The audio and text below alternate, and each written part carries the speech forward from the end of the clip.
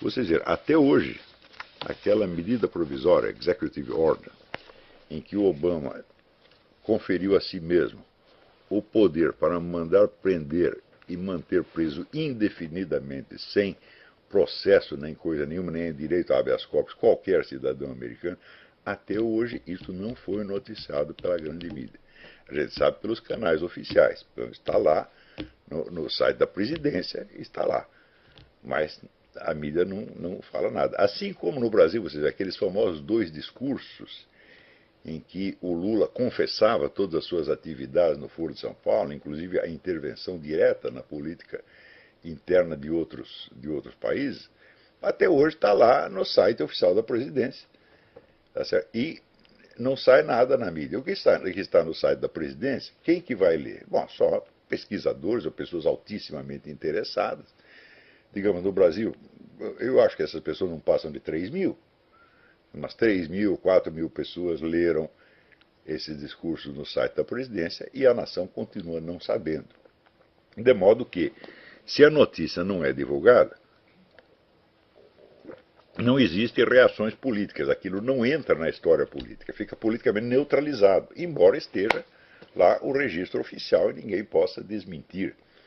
Quer dizer, o fato da notícia estar provada não quer dizer alguma coisa cientificamente. Tá certo? Mas não quer dizer nada politicamente ou publicitariamente. Já dizia o famoso jornalista Gondim da Fonseca, quer dizer, o jornal ganha pela notícia que não sai. Ele dizia isso com experiência.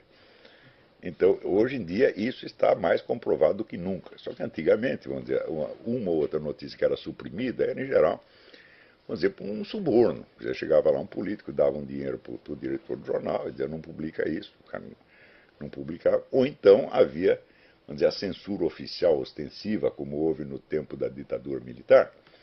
Mas hoje não é nenhuma coisa nem outra. Hoje é um controle total e sistemático da mídia inteira, da grande mídia inteira. É um fenômeno como nunca houve no mundo, de modo que a grande mídia, tanto no Brasil, quanto nos Estados Unidos, quanto na Europa, se tornou um negócio uniforme. E a uniformidade, evidentemente, cria uma impressão de consenso. É aquele negócio, não é possível que todos estejam mentindo ao mesmo tempo. Sim, o fato é justo, a coisa é feita assim justamente porque é inverossímil. Tá certo? Então cria uma situação, mas é verdadeiramente alucinatória, onde ninguém está sabendo de coisa nenhuma, onde toda a conduta política das massas é baseada, vamos dizer, numa falsificação, num teatro, tá certo? De modo que se criaram as condições para a engenharia social total.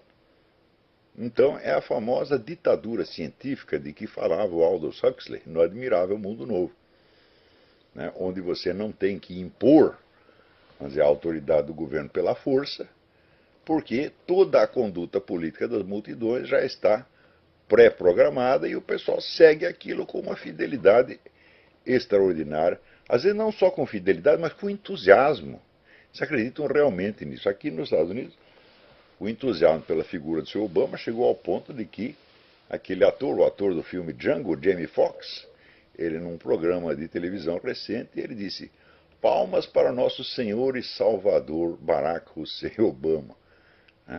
Quer dizer, é um negócio de fazer inveja ao Bispo Macedo, né? Porque o Bispo Macedo diz: palmas para nosso Senhor e Salvador, eu. Né?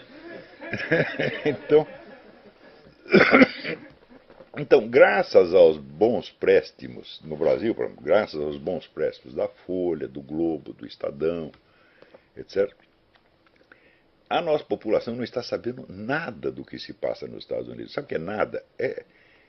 Todo o noticiário que sai daí é apenas assim, é como se fosse um filminho de televisão, como se fosse uma novela de televisão, né, para dar às pessoas uma visão uniforme e totalmente fictícia.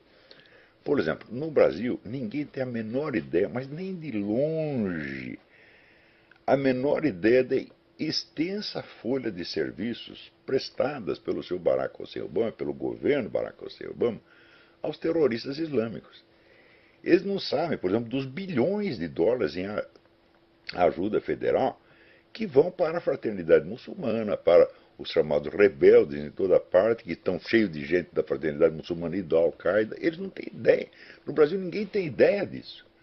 No Brasil continua vigorando aquela ideia de que todo americano é um reacionário pró-capitalista em essência.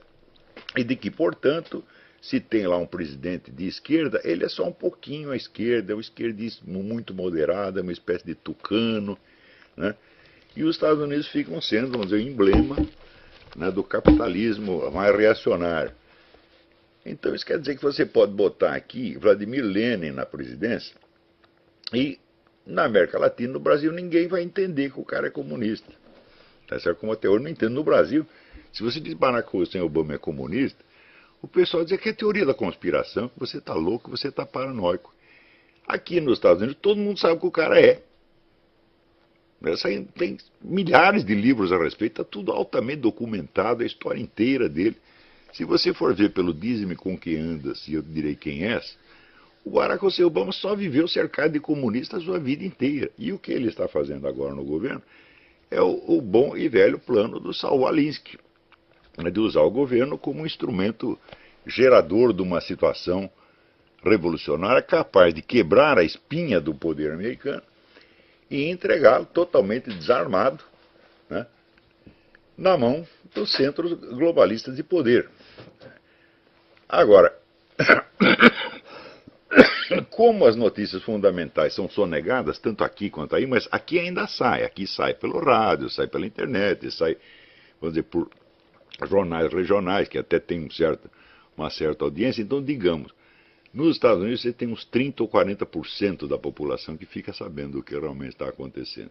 Não pela grande mídia, mas pela mídia, vamos dizer, extraoficial, a qual é bem grande, e a grande mídia aqui não é tão grande quanto no Brasil. Aqui não tem nenhum fenômeno parecido com a Rede Globo, que ocupa 70% da audiência. Aqui, quando um canal de televisão alcança 3 ou 4%, é uma festa. Tá? Então, quer dizer, o controle de mídia aqui é uma coisa ainda relativa. Né? Mas no Brasil, não. No Brasil é total. Então, por exemplo, esta mesma semana, o Barack Hussein Obama nomeou para ministro da Defesa, secretário da Defesa, e para chefe da CIA, né, um tal de Chuck Hagel e John Brennan, que são caras ostensivamente pró-jihadistas. E o primeiro deles é um antissemita explícito. Ou seja, o Ministério da Defesa está agora 100% contra Israel. Quer dizer, a política americana virou 180 graus e ninguém está percebendo, vamos dizer, a gravidade da coisa. Sobretudo no Brasil, ninguém sabe de porra nenhuma. Se você chegar para os chefes de redação no Brasil, eles não sabem disso, porra. Quer dizer, vamos dizer, a mídia brasileira assim, é uma vergonha, é uma coisa assim tão desprezível, tão de terceiro mundo, né? Eu aposto que na Zâmbia o pessoal está mais informado do que no Brasil. Né? Aliás, os nossos jornais, você vê, os jornais vendem hoje o mesmo número de exemplares que vendiam nos anos 50. Isso não é modo, não é força de expressão. Vocês vão lá nas estatísticas de circulação, vocês vão ver que a Folha vende 300 mil exemplares por dia, mais ou menos, e no fim de semana vende 1 milhão. Isso era o que os jornais faziam nos anos 50. Né? Agora, de 1950 até hoje, você vê, naquela época o Brasil tinha 60% de analfabeto. Daí para dentro todo mundo entrou na escola. Hoje em dia você tem mais vaga do que estudante. Não tem um estudante fora da escola, não tem um aluno, uma criança fora da escola. Todo mundo teoricamente aprendeu a ler e os jornais não vendem um exemplar a mais. Hã? Então é o tal negócio. Da onde vem o prestígio dessas coisas? O próprio prestígio é falso e é desinformação. Os jornais do Brasil não podem nada, não influenciam ninguém, só são lidos no Congresso Nacional e por eles mesmos e pelas mães deles.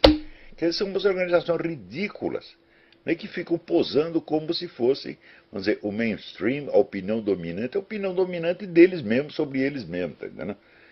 Então, não há por que você ter medo da grande mídia brasileira. Quem é poderoso é a Rede Globo, tá certo? Mas o noticiário da Rede Globo é assim, é meia horinha por dia, não mais do que isso. A influência deles não é mais de ordem política, mas é de ordem psicológica na esfera das novelas, que são feitas para moldar a conduta da população, mas não a sua conduta política, e sim, sobretudo, a sua conduta sexual, erótica, familiar, etc, etc, que é uma coisa que aí sim tem um impacto tremendo, né? Mas aqui onde quer que a Rede Globo chega, então, né, o número de divórcio aumenta, né, entra a putaria toda, quer dizer, tem uma função desmanteladora que é exercida com bastante eficiência, mas só serve para isso. Politicamente é zero. Não é isso?